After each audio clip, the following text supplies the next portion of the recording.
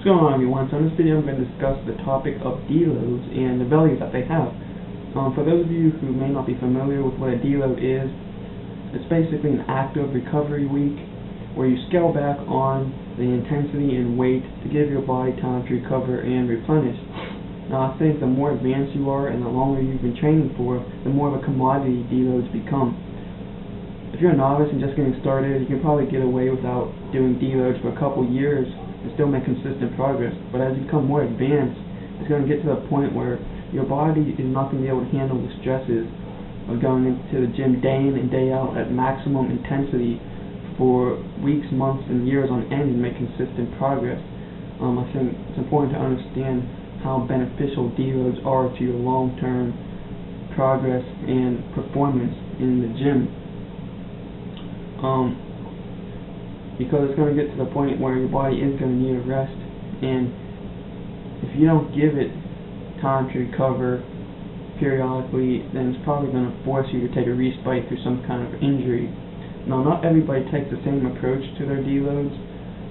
I myself like to use similar workouts, but I'll only use like 50 to 70% of the weight that I'll normally use, and that's light enough to give my CNS and body a break and my joints time to recover, and it's heavy enough to where I'll still be able to preserve my strength.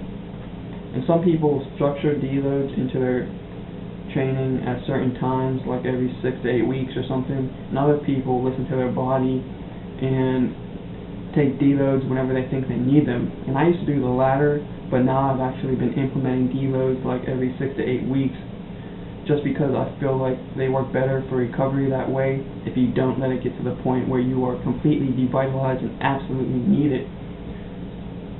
Also, some people like to take weeks off completely, and that's fine if it works for you. I think it takes like 9 days of inactivity before any kind of muscle loss or performance decrease will occur. But the thing I like about deloads is you're still being active, you're still getting some blood flow into the muscle, and it can be used as a time to work on your form and technique. If you're taking a full week off, I still recommend doing some kind of exercise. But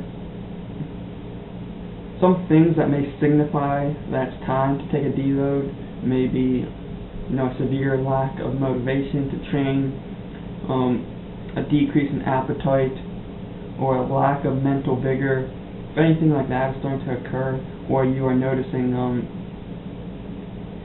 your performance diminishing some in the gym, then it's probably a good time to take a deload. I think you'll definitely benefit from it. You'll be able to come back the next week and go at full intensity again and continue to progress. So that's about all I want to cover in this video, guys. If you have any questions or comments, just leave them down below, and I'll talk to you guys next time.